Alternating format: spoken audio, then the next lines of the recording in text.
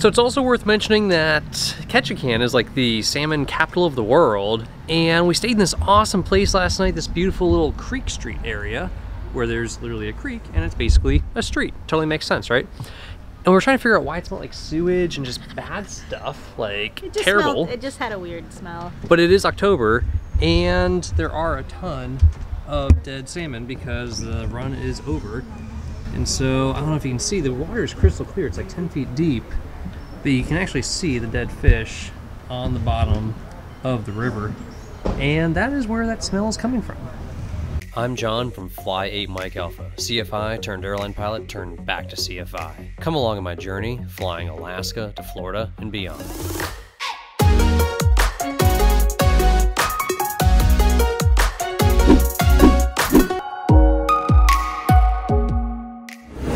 Alright, so it's about time to leave Ketchikan. We're doing some weather planning here. Steph is furiously packing up the room that we seem to make a mess of anywhere we go in a really minimal amount of time. We've only been here a couple hours, really, and it's already a wreck. So, yeah. Anyways, the cams finally look good, and I think, I don't know, I don't want to jinx it. I think we're going to have decent weather the next couple days, because we can see that, yeah, there's some low clouds and stuff, the normal, you know, junk floating around Canada. But for the most part, the weather cams are pretty sunny. And when we come up here and we start looking at the frontal map, we can finally start using aviationweather.gov again, because we have been using the Alaska Aviation Weather Unit. It's not really that specific or that precise, really. It really covers a huge area, and the maps are not very detailed, so we can finally start using this guy again. We can see that there's like a trough, there's the low pressure, probably not great stuff, but over time that kind of moves out and gets replaced with a high. So you ready to start mapping out where we're gonna go? And all right, let's load up and get in the car and draw a map. So we are gonna go hiking, but we figured we'd stop here, and Steph mapped out the last little bit of our trip from Sitka. We went through over whatever that island is, through the Clarence Strait into Ketchikan, where we are right now, and it is, oh my God, it's so beautiful. It's like, it does not get any better than this here. Have you ever seen it this good in Ketchikan? Maybe, but we need to take advantage of it and go hiking, even though we should be flying. Yeah. Because it's very rare. We are going to go hiking, and we will show you guys that in a minute, but first, we're going to be leaving Ketchikan here, going down through Prince Rupert, down into Bella Bella, which is somewhere over here. We don't have a Canadian map. Those are hard to come by. So the cams all looks good. Weather looks good. Steph was busy filing eAPIS for us. We'll talk about eAPIS more on the flyatmikealpha.com course, on the Alaska course that we're going to build with all these episodes that are more instructional of how to file eAPIS if you're going to go to Canada or go to the Bahamas or wherever. It's not terribly complicated, but if you've never done it before, it helps to see it done you know, for you once or twice before you actually have to do it yourself. So that is the game plan. You ready to go hike? I'm ready.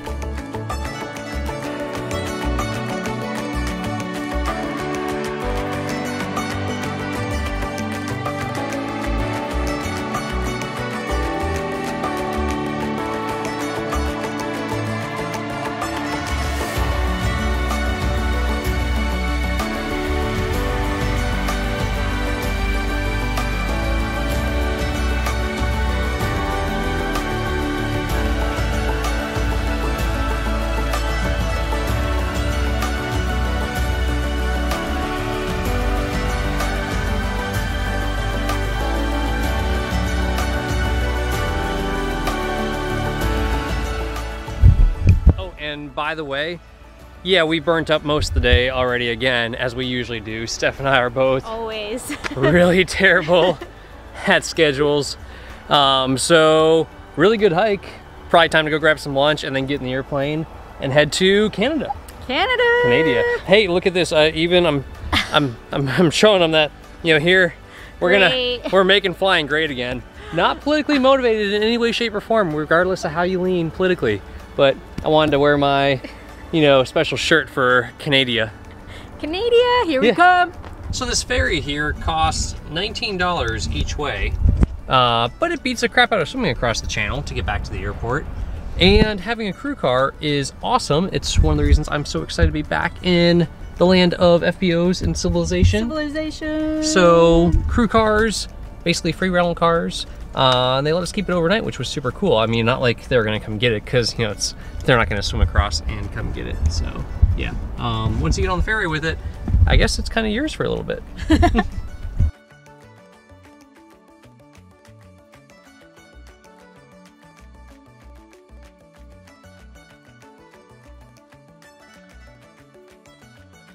So while Steph was busy updating eAPIS with our new arrival time, because like we said, we don't really maintain much of a schedule, I ran up to flight service and got us the awesome special flight rules map for the area. So it looks like on our way out of here, we'll be hanging out pretty much just over land is what they want you to do. Stay clear of the seaplanes, stay above them. They fly down low, we fly up high, and not really too crazy. Trivia of the day. Why is the Echo airspace around here white instead of just regular magenta dashed line? Why do they have like that white shaded area around here? So we'll leave that in the comments below, and we will see you guys in the airplane. And for information, Papa, southeast routes in use, time 2354 Zulu. Wind 130 at 8, visibility 10, few clouds at 8,000, temperature 11, dew point 6, altimeter 3012. Harbor wind 120 at 10. Favored runway 11. Ketchikan radio, Cessna 2962 Delta, ready to taxi. Runway 11 with Papa will be southbound. Would like to open up the flight plan. Cessna 2962 Delta, Ketchikan radio, roger. Currently no reported traffic. Wind 110 at 8, altimeter 3011. And Cessna 62 Delta, we activate your flight plan at this time. Thank you very much, 62 Delta. Awesome, all ready to go to Canada. Canada.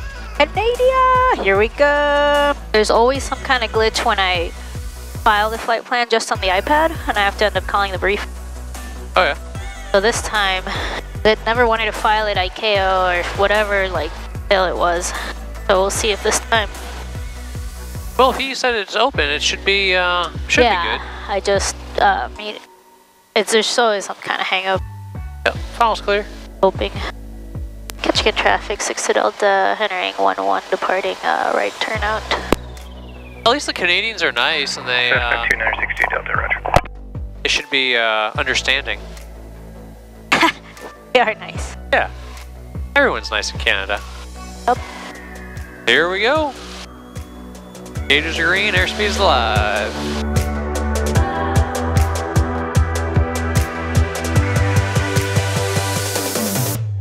I can't believe that wing cam already stopped. Really?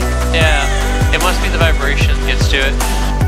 Frickin' GoPros suck.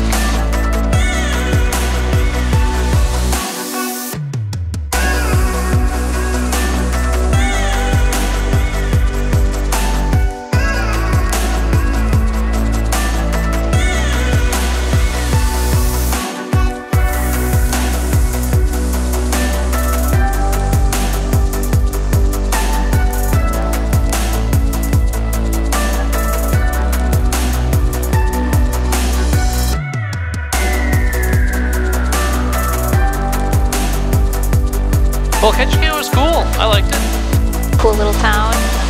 Full of interesting characters. Oh yeah. Would have been amazing to be there during the salmon run. To see them all clamoring upstream and see all the bears out getting them.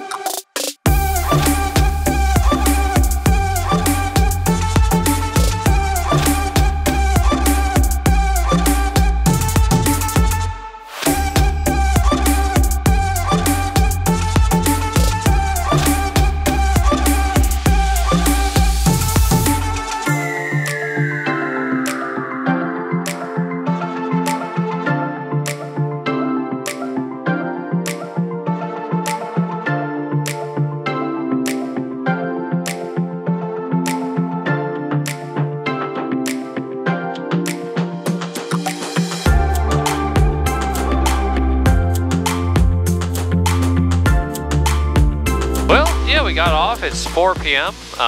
We sure do know how to burn the day away. I know. The days are short. That's part of the problem. It's not. I think you know what it is. We're running on the Alaskan summer schedule. We're used to like 20-hour long days to get stuff done, and now the days are only like 10 and 11 hours long. Very short. Yeah. Definitely different. Trivia for the day. Trivia of the day. Trivia for the day is how old are salmon before they swim upriver to spawn and die? Yep. Along with the trivia of the day of why is Ketchikan white and decide the Class C surface area space. Oh, that's the aviation trivia. Yeah, this is the fun Alaska trivia. And we are officially going to get XM radio. Going to work. That means I'll be forced to listen to whatever you pick. Well, we can fight over it. I mean, it's in the middle of us, so rock, paper, scissors for who gets to pick the music. Ready? Rock, paper, scissors, shoot. Rock, paper, scissors. Rock, paper, scissors. Rock, paper, scissors. Rock, paper, scissors. Two Leos in the airplane are way too similar. That was kind of freaky. That's a little creepy. We need to spend less time together. Just saying. That was like, wow. Yep, we picked the same things. Yeah. That means we will get along with the music choices. Sure. Sure. We won't fight over it. Totally. We just crossed over to Canada. We're in Canada. Canada. That was very exciting. That was very exciting. It was very anticlimactic. There's... Oh wait, there's a fighter jet. It looks just like Alaska. Yeah, it looks exactly the same. Wow, it looks so different to be in Canada. Not really. It looks exactly like Alaska. There is no difference. What a difference 1 mile of border makes. Smells like maple syrup and bacon. No, it still smells like feet. Oh. Ooh, I think I see the airport. Prince Rupert, automated weather observation system. Observation taken at 0049er Zulu. Prince Rupert radio, Cessna November 2962 Delta, 10 miles north at 4,500 will be inbound. And November 2962 Delta Pacific radio. From the Prince Rupert automated weather at the... This is on the hour, about an hour ago now. Wind 360 at 4, altimeter 3010. And roger that, 62 Delta, request runway 13. Yeah, roger, it's just broadcast your intentions. There is no presence there. It's just an ATF frequency. Have you got the frequency? Roger, yeah, 62 Delta 22.5 will be switching.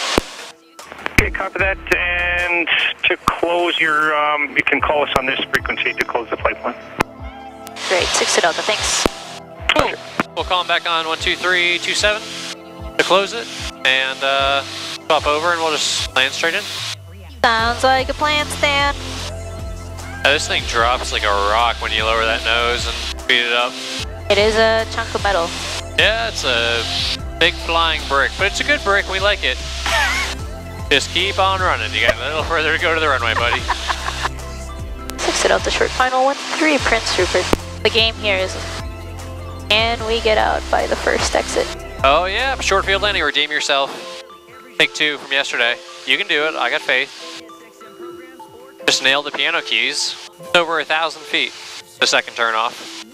Yeah, so it's bigger than what I had yesterday. Yeah, very doable. Welcome to Canada. Canada. Bienvenidos. Arrivals. Welcome to Canada, eh?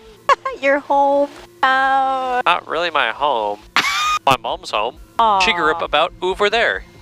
Cref, November 2962 Delta, just reporting arrival into Prince Rupert. Thank you. Bye. And that is all. No drugs, no firearms, and we're good to go. We're free to roam about the country of Canada now. Woo! And you know you're in Canada because the sign says washrooms It's actually called bathrooms, but no one told them. Clear on the right. Final is clear. Man, these Canadians got confused. They didn't paint a single stripe. They painted like all these multiple stripes in the middle here. I don't like it. I'm going in between them. I don't know what any of this means. All right, now we get to put Garmin Pilot to the test and see havhow good our Canadian information is. The last time you came through, you said you were having a little bit of trouble. Look up Bella Bella. Are we going to Bella Bella or Bella Coola? Well, Bella Bella is the one that has fuel. Okay. So look up Bella Bella and look up the NOTAMs. See if there are any. Yeah. Before we do that, did you download Canada? I didn't do anything with it. So there's no Canadian maps. Great. How are we going to get there?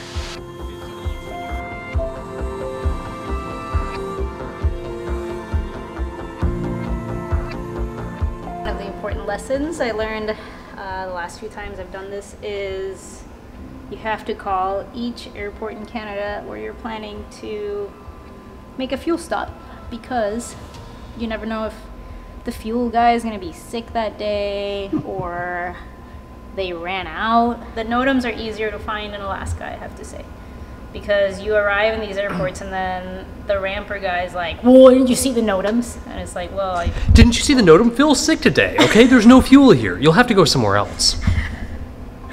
Exactly. So we're looking up the number for Bella Bella just to make sure we could make it there.